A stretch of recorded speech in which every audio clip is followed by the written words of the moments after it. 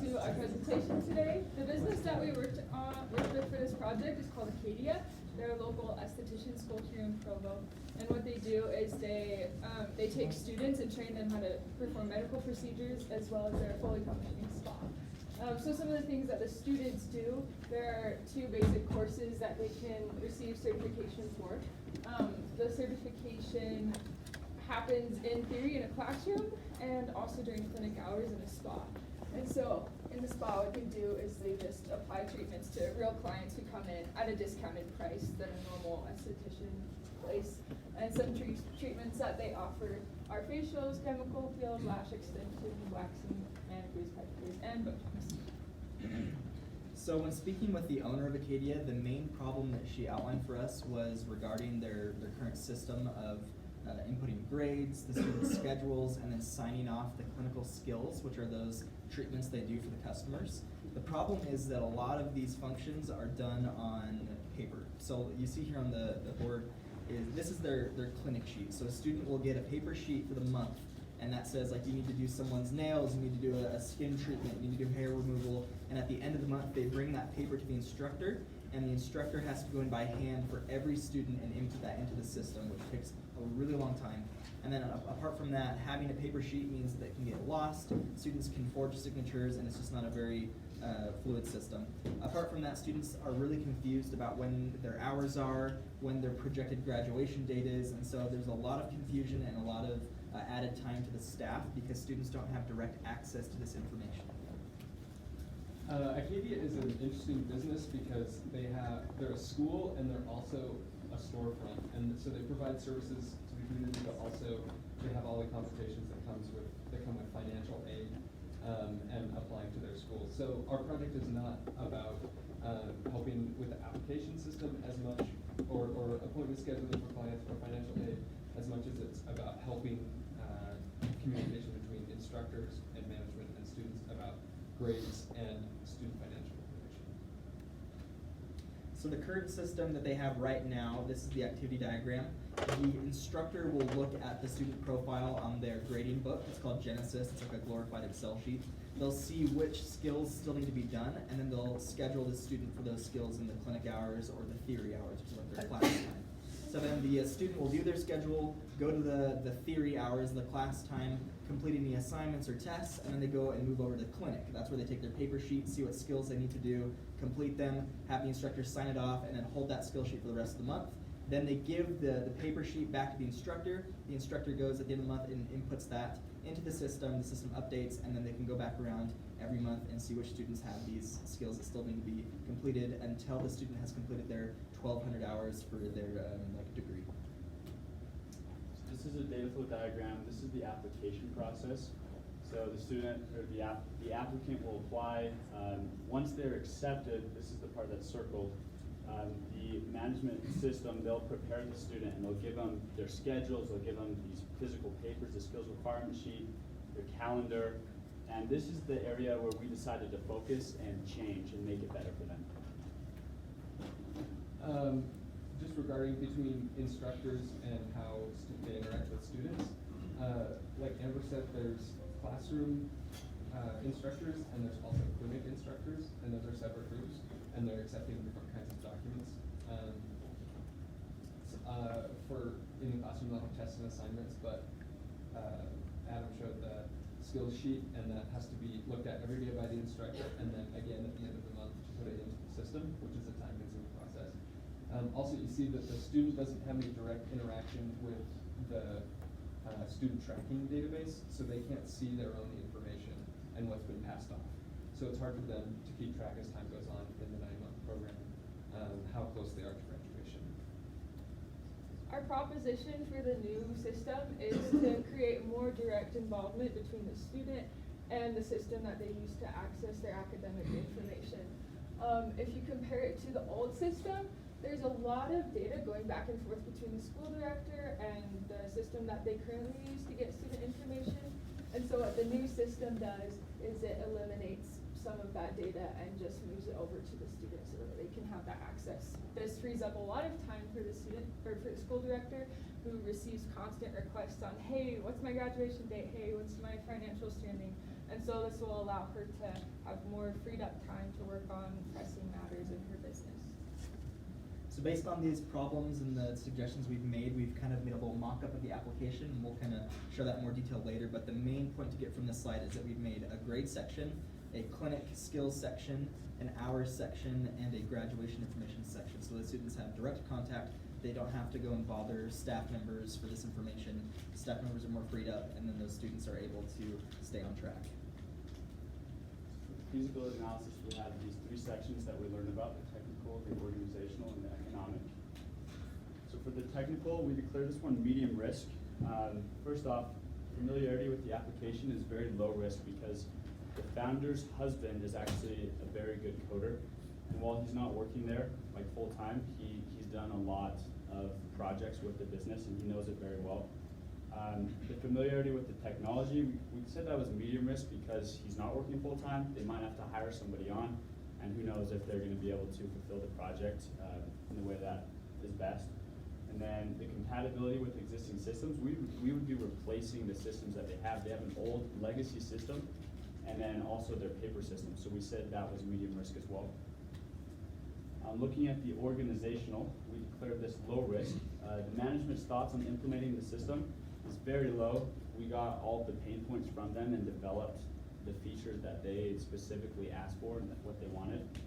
It would also be very good for the students and the users because they're on average, there's 3 students every hour that are coming into the administration and asking where they're at, when they're going to graduate, what their GPA is, and then the project is aligned with the business priorities. So economic, the development and operating costs, we assumed that it would be an estimated 10 to 20,000 lines of code written. That's where we got the cost from. And then to show the ROI, break even, and intangibles, could you just go to the next slide? So if you guys look where it says time saving, so the saved time comes from, as Adam was mentioning, at the end of every month, all of these papers, they need to be calculated and put into the system. That takes 2 days and it takes 2 people to do it. So that's some of the saved time. The other saved time is the administration is constantly getting these student requests saying, hey, where am I at? When am I going to graduate? And so there's a lot of saved time from that. With all that saved time, we believe that they could increase the enrollment with at least 5 students a year. We think that's very conservative. And that's where the new enrollment revenue comes from, and which provides for a very positive ROI, and the break-even point is very quick. Some of the intangible benefits is that the owner said that this is the biggest problem, is that there's constantly students coming in and asking questions, and it's just a hassle and a headache. Besides that, students get charged for overtime. So if they're staying in longer than they're supposed to, they get charged for it, and they get upset because there's not a lot of clarification. And so it would just clarify the whole process, and there would be less people that are upset. The overall business would have a better reputation, student satisfaction would increase. We project that this project will take about 90 days, and through the design and development, all those steps, we want to make sure that it's a good project for the users. But this, like we said earlier in the scope, this is only solving one of the potential problems that software could help this business with. And because her husband is a coder, he's actually been working, helping their accounting systems. He's written some code and has started his own company and is selling that to other technical schools. So this software would just be one member of a suite of projects as well in the future. So during this process, when the software engineer is working on this project, they'll be more familiar with the business and can write those other softwares that would help out with FAFSA and financial aid, the application system, or client scheduling. And then as we wrap up, we'll just show you our Figma application. So from the student side, they can log in, and these are the 4 main questions that they usually ask. So they want to know what their GPA is and what their assignments have been graded as, so they can go on and look at their different exams and their assignments, look at their GPA and the score they received. They can go back and see their clinic skills. They can ask, what skills have I completed, which skills do I have left. So on this page they can see the skills they've completed, how many are required. On the top they can see a kind of total summation of the hours they've completed versus what they need to complete. Back to the four main things is the hours. They ask how many hours they have scheduled, what this week looks like, what last week looked like, and it has a little summation again up top. Below you can see that it talks about their absent hours, how many hours they have remaining on the schedule, how many actual hours they have, and then their projected overtime hours. And then that carries over to their graduation information, which is one of the major questions they're usually asking staff. On the graduation section, it shows their projected date versus their contracted date, which usually means that they've gone over. Again, it shows their scheduled hours, actual hours, and makeup hours. And then based on those makeup hours needed, it'll calculate a projected overtime charge. And then below it just talks about the total amount they've paid so far for like all their tuition, and then their total balance due, including those overtime charges. So the whole purpose of the app is to give students a better understanding of their entire academic information, helps them be more in the know, and it helps them bother less staff members so that more students can come through, get out quickly, and then we can increase the revenue of the company overall. And that's the project. Any questions?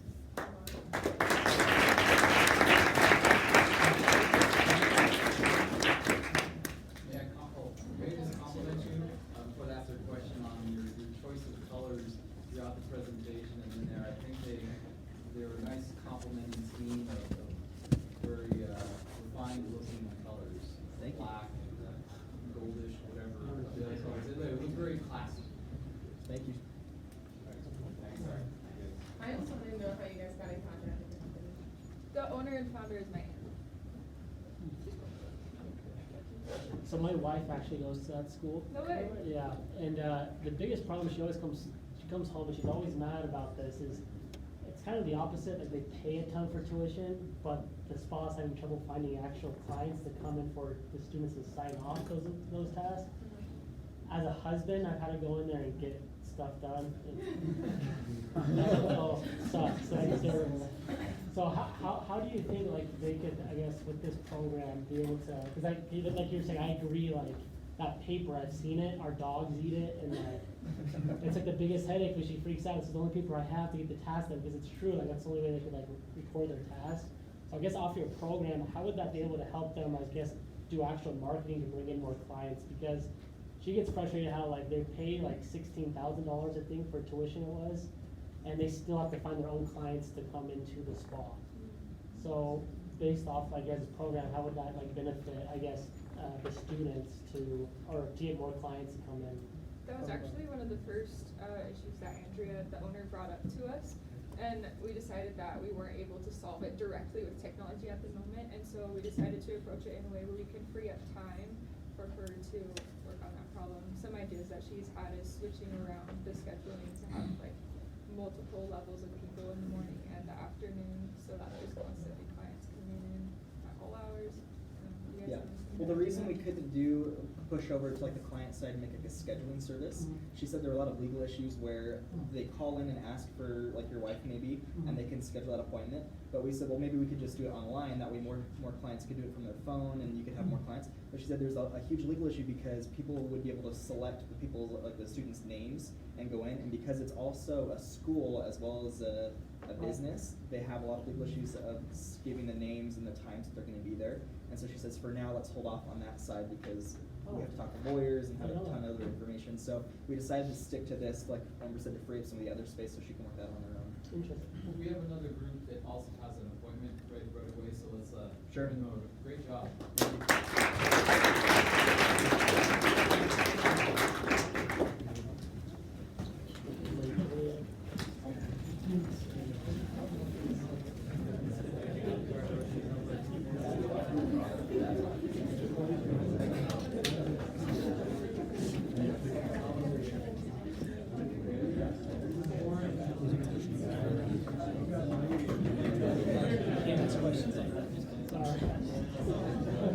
It's my problem too. You wax every week, dude. Jesus.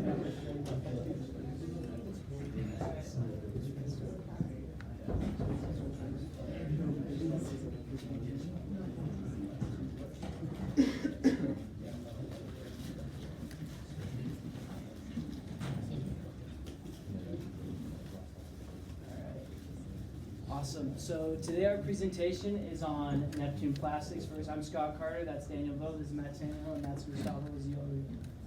And to give a little background on the company, Neptune's Plastic is a plastic company, and they have actually created a biodegradable plastic.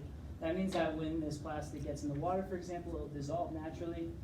It will dissolve into fertilizer naturally, and it's really made to save the environment. The mission statement of the company is to transform the way the world uses plastics by mass producing a plant-based, biodegradable plastic with considerable aims of providing major companies with environmentally friendly alternatives to petroleum-based plastics, right?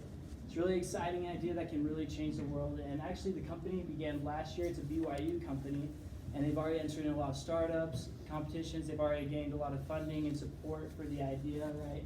So they're really growing a ton, and it's a really exciting time for them.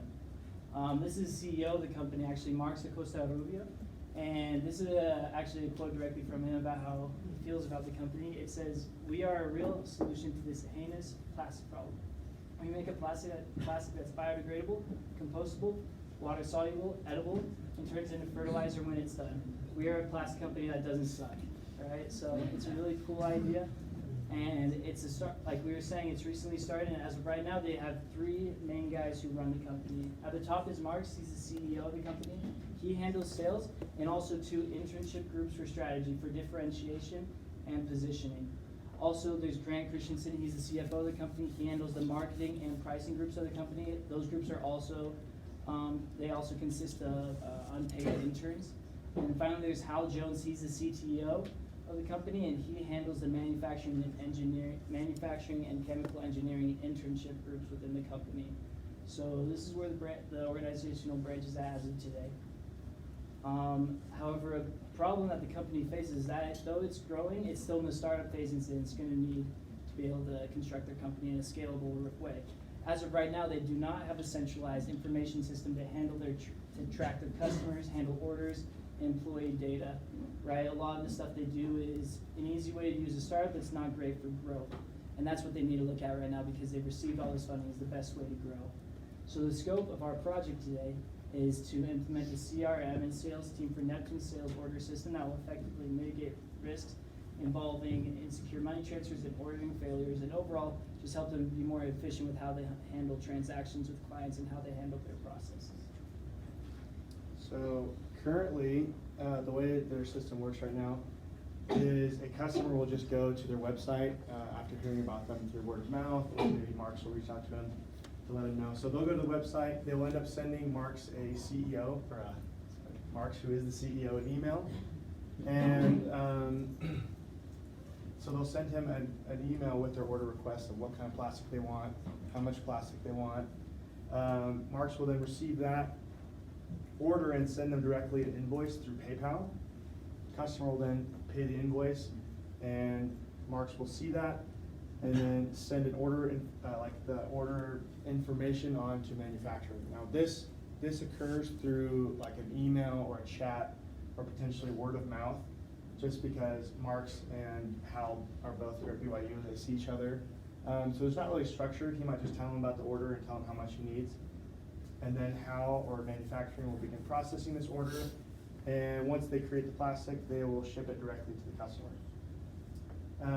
Upon analyzing this current system, the problem we saw, like Scott said, is the main issue here is that there's no centralized information system. So all of the information and data about the customer, about how much plastic they want, all the order information, none of it's really tracked anywhere. It's just kind of over Slack or word of mouth. And these orders just don't have very much structure to them. There's repetitious communication, so there's lots of back and forth between the customer and Marks, and then as well as internally between Marks and manufacturing. Lots of just communication that could be handled better. Like I said earlier, lots of this is happening through email, and this is really easy in like the early stages of the company. This is a nice way of handling things as a startup company. However, it's really hard to scale as a company if everything you're doing is over email or Slack or word of mouth. And then organizationally, something we saw as well is that Marks is in charge of all the sales as the CEO. And he mentioned that it's really difficult for him to manage his time correctly in trying to find new sales leads and contacting all the different customers they have, and new sales and handling order information, when he could be using his time more efficiently, focusing on company strategy and company growth, things that normally a CEO would focus on. And then they have limited sales growth projections because, similar to the issue, going back to this issue of having a decentralized information system and not keeping track of their data, it's really hard to predict like future growth sales projections or look at any kind of data about the company, how many orders they've had, customer information, where the orders are coming from, and it's really hard for them to make important decisions about the business without this kind of data. So as we discussed before, our main purpose for this, our new proposed system, is to include a CRM. HubSpot is a free CRM. In this way, it will manage the interactions between the manufacturer, the sales rep team, and the customer. This is important for Neptune because they're just starting out and they're still growing. It will help prevent future challenges that might come along the way with these organized record systems. Sales team is the second part of our proposed idea. This way we can have a sales staff interact with the customer and build that relationship with them. And that's going to talk about this. Yeah. This is a 5-year projected cost-benefit analysis of switching over to HubSpot. And so we've listed out here some of the different benefits of using customer relationship management software, and then some of the negatives. And since HubSpot is a free CRM tool, there are no hard costs that will affect the company. So all of this is mainly estimated with manpower, like hours used, and hours that would be saved in the future. And so mainly some of the negatives are going to be up front, which is just time spent implementing and setting up the CRM, putting all their information into HubSpot, and then training the company how to use it, just best procedures, what they should do when they have a new order, and then like when they come in contact with a new customer, just updating the CRM. And so we decided that the break-even point would be about 1.5 years. And this is pretty conservative, as like I mentioned, most of this is just going to be time spent up front. And we've cushioned in a lot of time that would be spent for ongoing maintenance of implementing new features or just kind of figuring out the software to fit their company. Here's a diagram of the ERD diagram that shows what the current system looks like with the 4 entities right now, which is order, invoice, contact, and manufacturer. This is our proposed system idea where we include an order status entity with a status entity, a client account, and a sales rep with their attributes. So on the left we have the activity diagram with the info of the use case on the right. And so basically this new system would have the customer sign in to the website with their account. Here are some user interfaces for what that might look like. After that, they are able to simply submit a request. Here we have a slider that they can adjust to their need, and a price quote below that with the place in which they'd like that shipment to be shipped to. Cool. Just continue this main flow of the proposed system. The salesperson review customer and order information. And also, this is just like how HubSpot looks like if Neptune, for example, wants to see the customer information. So this is how it could be. And then the salesperson contacts customer to review order detail and establish relationship. And then he creates customer account in HubSpot. He also submits finalized order into HubSpot. Salesperson sends invoice to the customer using Stripe through HubSpot. And Stripe is just like a payment platform, like Square, for example, which is like very easy to use, and it's free to set up, and it's absolutely like better than the PayPal, which is the platform system that they are using right now. And then the customer pays through Stripe. Then the manufacturing gets a notification from HubSpot of the new order, and then the payment is received combined with Stripe. And then the manufacturing begins the processing order, and then manufacturing regularly submits updates regarding order status. At the same time, At the same time, the sales keeps client updated regarding order status. So that's why we have the fork there in the diagram. And this is just a use case showing the customer, salesperson, and manufacturer as the actors and how they use the system. And this is a context diagram having HubSpot as a system and how the data flow goes through the system and sales, manufacturer, and customer. And here we just have this diagram, which is just a breakdown from the previous diagram. And this is the level N diagram, which is just a breakdown from the process number 1 from the level 0 diagram that I showed just in the previous slide. And then the manufacturing completes the order. Manufacturing ships order directly to customer upon completion. And then manufacturing closes order on HubSpot. So you can see here that the manufacturing and also the salesperson, they have access to HubSpot, which makes things so much easier. Salesperson notifies customer that the order has been shipped, and then finally customer receives a product, and then salesperson follows up with customer for final product approval. So we believe that the HubSpot CRM is going to be very beneficial for Neptune because it's going to help Neptune to be more organized by keeping track of their data like orders, customers, employees, and also it's going to help Neptune to increase their profitability. So this is our project.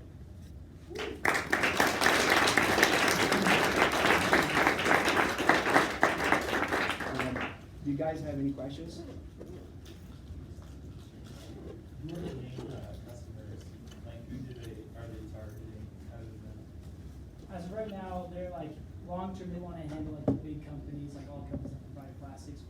As of right now, though, they're handling like smaller companies that maybe you haven't heard of, but that mostly how they ship their products through plastic, using plastic, right? And they wanna be environmentally friendly. So that's as of right now, but they would like to tackle the bigger companies later on. Or even possibly, there are a lot of different routes they're thinking of going with it, but they have ideas down the road of bigger companies having them handle their shipping through using the product. Do you know how long it takes the plastic to degrade? Yes, it's about a week with the on the soil and stuff like that, and then if it's in water, it takes 3 to 5 days. And so they didn't pour the water for that 3 to 5 days? Yeah. So then what would you do if you don't want it to degrade with water? Yeah, well, it's the idea for it is not to use for water bottles per se. Okay. It's more of like plastic bags could be, or like we said, like shipping plastics, so things like that, but not necessarily for water bottles. Is that? Okay, yeah, so it's not for, obviously mass distribution, but not. Mhm. Cool. How do you know these guys? So last year March was in my ward, and one day he was just like, "Hey, I started a company where we make biodegradable plastic," and I was like, "That's sick." And so, yeah, I reached out to him about this idea. He loved it. So, awesome. Thank you.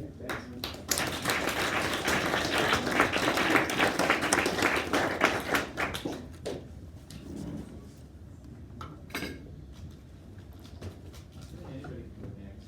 The first two just, they had an appointment to get to, but other than that, you kind of go in order.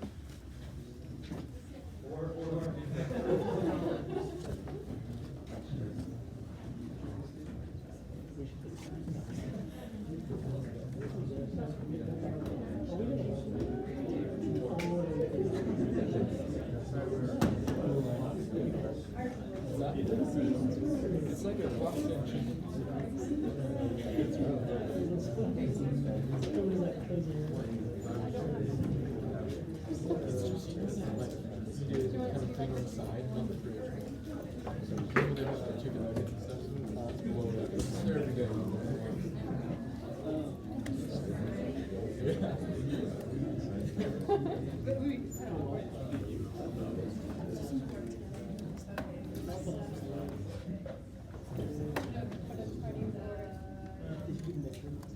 Okay, we're good? Okay, so, thank you. We're gonna talk about Bit49 and our analysis and the recommended design for them. Bit49, they are a cryptocurrency hosting company.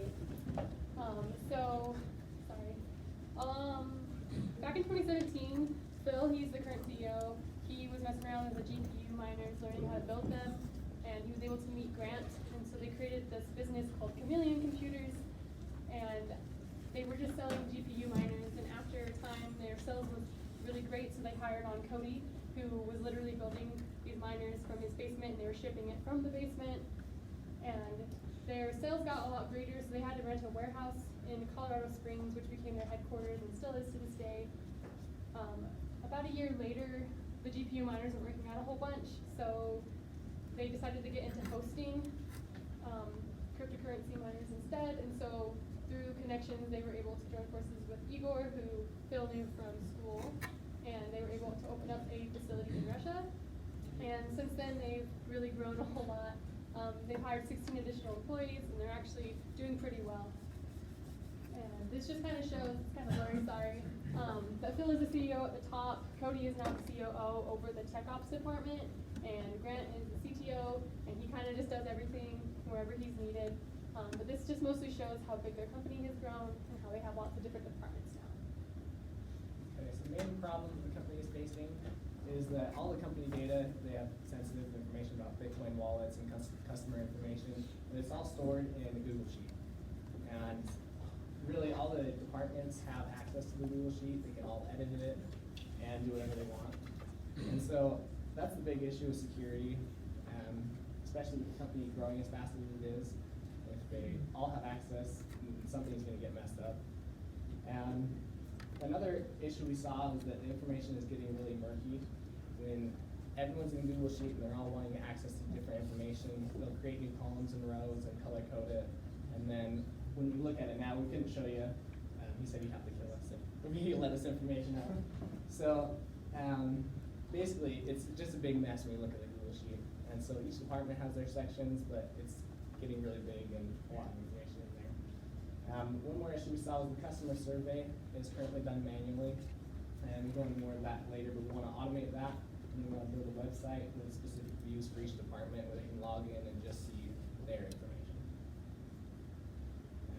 This is our feasibility analysis, technical feasibility. We put medium. We put medium because no one in the company currently has the information or the skills to build it, but they are planning on hiring someone with the database information and skills to put together the website. And so we put it at medium because they are planning on bringing them on, but they would need someone from outside help. As far as financially, it would probably cost about $25,000 to $35,000.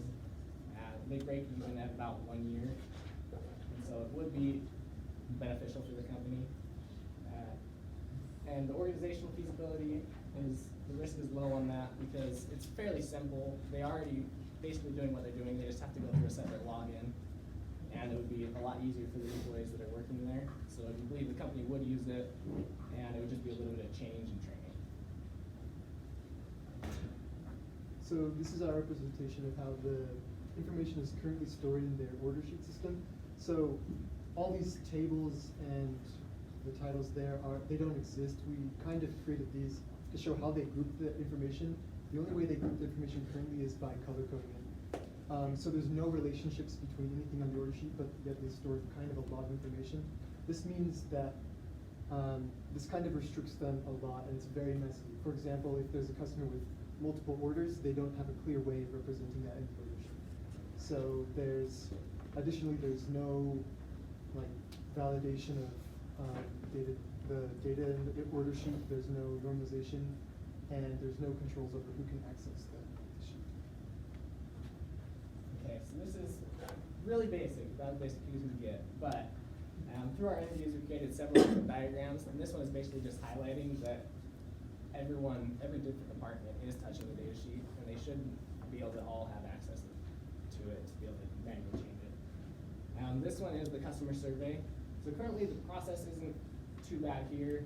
Sales will send out the customer survey when they want an order, and then it's submitted back, and HR will manually enter in all the information into the order sheet. And then here's where it gets a little bit worse though, because sales or HR, it's kind of one person running both of those. But when they enter it in, eventually the information will get to tech ops, and when tech ops tries to use the information, a lot of the time there's missing customer information, and it can be several weeks later, and it's kind of embarrassing they have to go back through fulfillment and reach out to the customer again. And so several weeks after they place the order, they're getting calls that they don't have all the information that they needed. And so we want some kind of restriction on here to where it's not to this point before it's checked. And so this is the current data flow within the company. As you can see, there's the customer entity, the finance department, and fulfillment, who are the sources and destinations for the data. That all goes to the central database, and there are no controls with that. All of the information is just going straight from a bunch of different processes into the database. And so that is the main focus, as we've already mentioned, of our analysis. And so this is our proposed system, our system requirements that we want to propose in the new system, is to have a secure login, some data entry and retrieval controls from the database. So when employees need to access data, that data is also specific to each department. Each department does not have complete access to every bit of data that's on the order sheet as they do now. Also report generation for those for that data that each department needs to get. So tech ops and fulfillment, they'll receive only the data that they need through these reports, through the new system that we are proposing. Also, an item on here is data archiving, that the data can be stored and backed up within the database. Okay, so this here is showing, before everybody had access to the order sheet really easily, this is showing that they now will have to go through a login in order to view specific information, and that is by department. They will all have their own username and password in order to access this data. And then this is an example of what they could do, of a place where the customer could go in order to enter all of the customer information that's needed. So instead of the sales team sending a form and having them send it back, the customer would come here, they would fill out their information, any settings that are necessary. They could include maybe links for cryptocurrency on here, like frequently asked questions, because a lot of people coming here, they do have some misconceptions or they don't quite understand certain aspects of what they're getting into, so this would help kind of educate the customer as well. But once that information is input, they would be able to submit the form, and this shows here as a backup. This could potentially be automated in the future, but for now, we have it set up so that once the customer clicks submit, a report would be sent to fulfillment, where their view is, and they would be able to see that a customer has submitted the survey. They would be able to double check the information to make sure everything was filled out, that's filled out correctly, because some fields will still have to be entered in manually. And then if there isn't that information, they could from the very beginning contact the customer instead of later on tech ops, like a few weeks later, having to contact them. So this just makes it a little more easier and a little less embarrassing. And so this is the proposed data flow diagram. So we have all of the external entities are the same, but as you can see, the sales process goes into a data entry and control process that enters the data. So it flows through this, and here's the level 1 diagram for that. And the data that is entered through through the sales process, which also receives financial information that needs to be input to the database, goes through a validation and formatting process so the data can be stored properly, and making sure all data is in the database for each customer, so nothing is left empty. In this, the same thing basically happens with the retrieval of the data, but in reverse order. And at the very end, it is formatted. It can be formatted to the specific views for the departments. And so this is the ERD of the proposed database that they would use as part of the website and their new system. So as you can see, now there's relationships where there should be. There's more tables that are grouping the data properly, so that we can better interface with the new system. In addition to, so as part of the implementation guide for Bit 49, we created a project plan for them, which gives guidelines on the type of tasks and steps that would be necessary to complete in order to complete the project, as well as estimated duration for the entire project for each task. And so this is an example of what this employee portal could look like. So the employee would go into their employee portal, sign in with their password, and they'd log in, and they'd go, this is just an example of one view that they have for Tech Ops, for example, has a customer list, and they can see the different views. And so they would go in and have to, so one of the Tech Ops responsibilities is to update the machine, so they go into the pending status, and they retrieve only the information that they would need to see in order to update the sheet, update the order status for the customer, and they would do so and be redirected back. So this is just one example of the department view for Tech Ops. And so that is,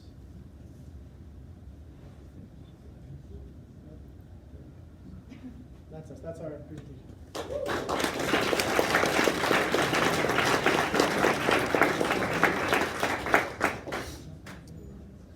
we have time for questions? Or do we one question.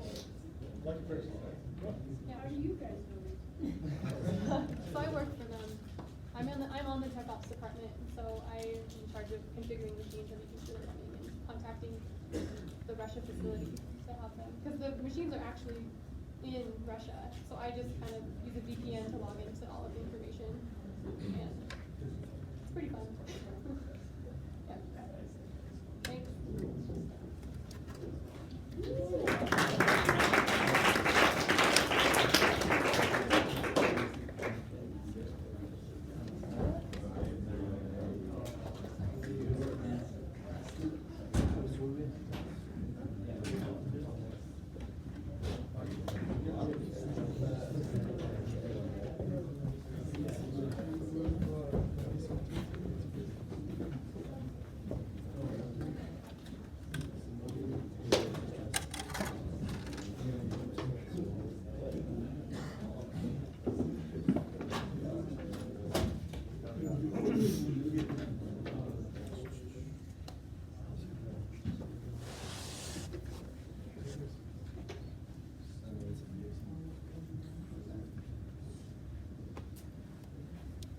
Alright, so our group, we decided to work with BYU Food to Go, Alma, Jacob, Bingdong, and Jacob again.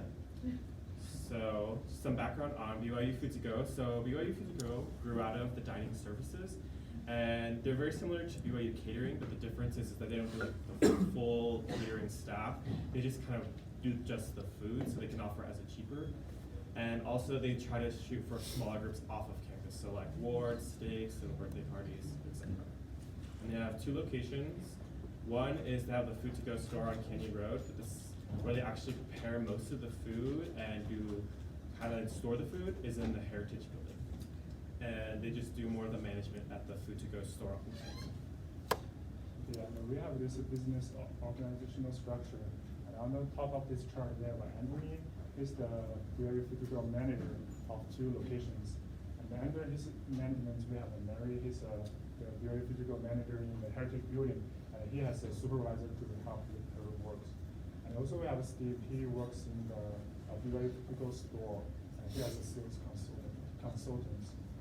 And under these positions, we have student supervisors, drivers, and production workers, and mainly they are students. BYU Food to Go, they offer job opportunities for students.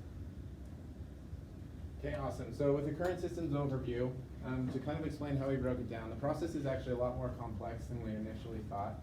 So on the right here, we have a general overview, and each unique color that you see, it represents a different major process that we're able to break down.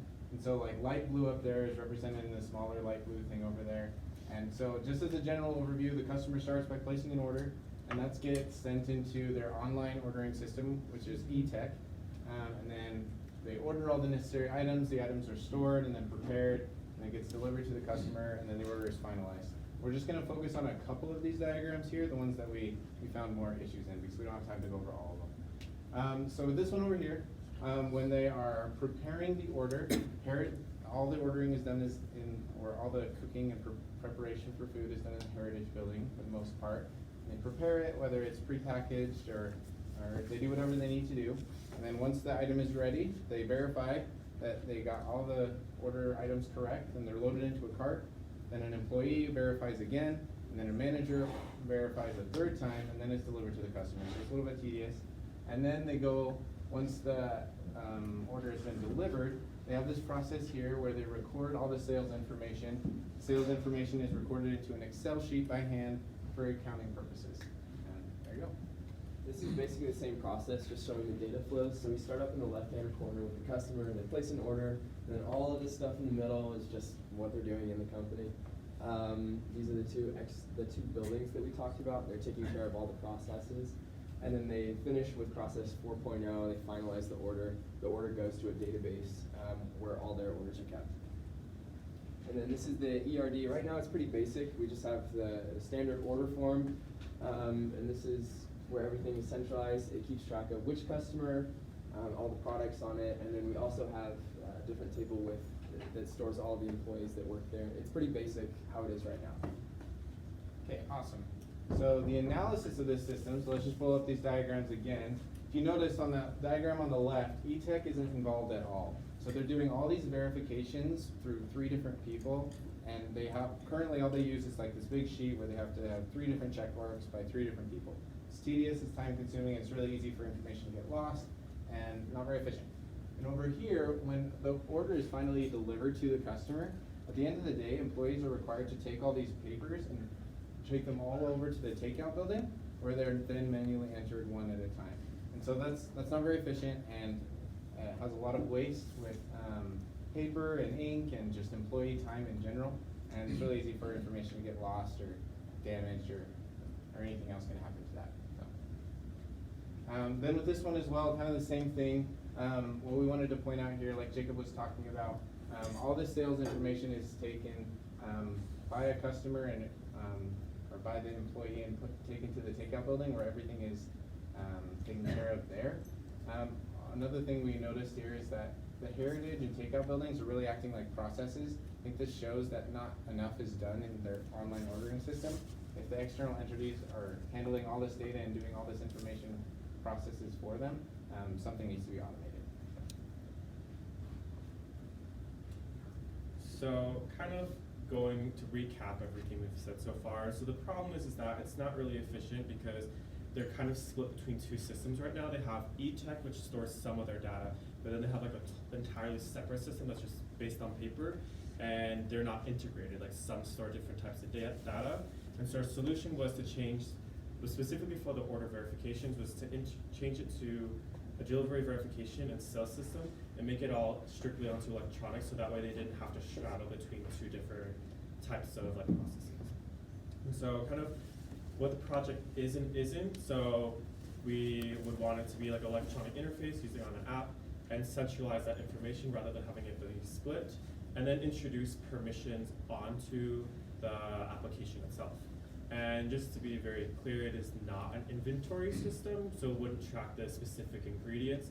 It'd be strictly to manage the orders, if they were verified, if they were processed, or whether the payments were made or not.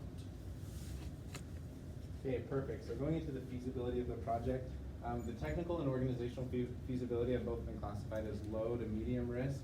We won't get into all of the different things we talked about, but one of the big things for technical risk was the database integrity. We're going to have to restructure their database a lot, and we didn't want any information to be lost or in any way, and so that could pose a potential risk. But right now, BYU Food to Go has everything backed up on paper anyway, so we classified that as a low risk because they have backups there in case anything goes wrong. As far as organizational risk, BYU has a great relationship with their customers, and we don't want to hurt that relationship and hurt their reputation. And so there's going to be a learning curve while we install this new application, and if anything goes wrong, that could be a potential risk. But we feel like the benefits of this problem, or this solution, could far outweigh the risks associated with them. And for this financial feasibility, we developed a new software, and we assume the cost of this development would be $15,000, and each year they have to pay a maintenance cost, and all the total cost would be $16,100. And after our calculation, the break-even point is about 3 years and a half.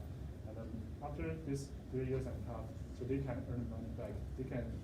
Mainly they save money from paper, ink, and they also can save employee on working hours. So with our new system proposal, the system requirements is first we'd want it to be a client-server application, that would run on a tablet or a cell phone, just so it'd be easy of access and get rid of that paper usage. We'd introduce permissions so that depending if you're a manager or just the employee who's loading the truck, it would hide some of that customer data to like introduce more security for that. And then the order itself, we would previously, some of the verifications were done strictly on paper, and the customer signatures were only stored on paper, and we would want to unite that with the current invoice they have stored. So we just bring that onto the order online application order as well. And then the database itself would need to be switched or changed so that would handle the new verifications and hold like a spot for the signature as well. Okay, for the new diagrams for our system, first thing right off the bat, you'll notice that eTech, the system, is involved a lot more in both of these. In the first one, we were verifying everything by hand. Now, we still have to do that because we want to confirm that everything really is there on the cart.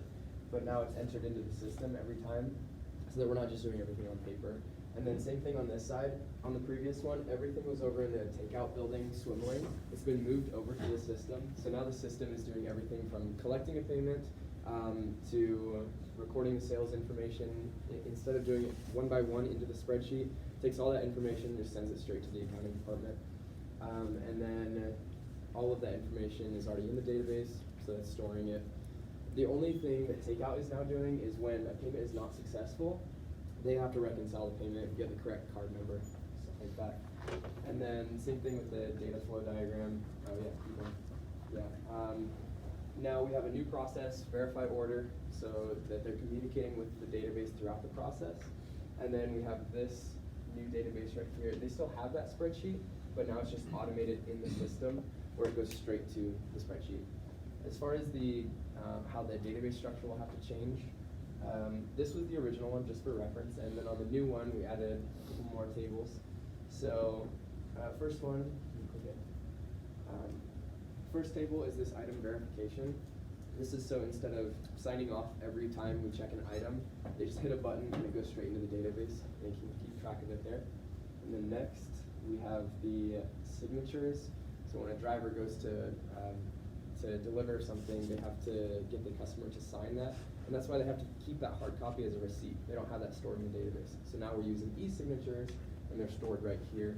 We don't have to have those filing cabinets. And then third, now we're tracking payment.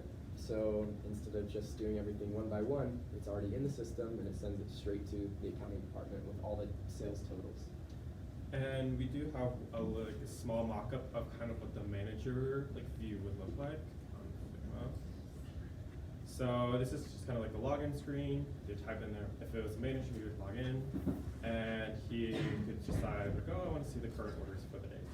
So you click on that, and it just kind of show the different orders because they have it sorted by date because they don't work on them if they don't. And then if you wanted to look at let's look at Rafael Nadal, what's going on with his?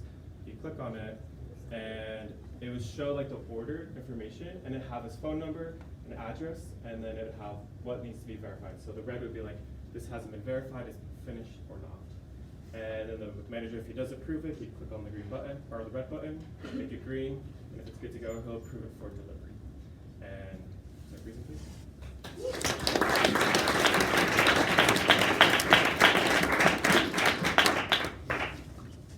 Questions? How'd you get in contact with the company? So I actually used to work there. I worked there my freshman year, and then Ding Ding worked there until very recently. You quit, right? I quit out. Okay. Yeah. So we already had a lot of connections with them. What was your favorite part? Favorite part of the whole project, or working there? No.